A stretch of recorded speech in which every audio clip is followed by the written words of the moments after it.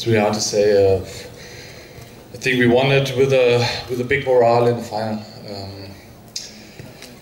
For me, especially, I think it's the same for the other riders. It's really hard in the head to know that you're with a comfortable gap in front at the beginning, and then you lose a lot of time, and yeah, then you have to catch it back in the final.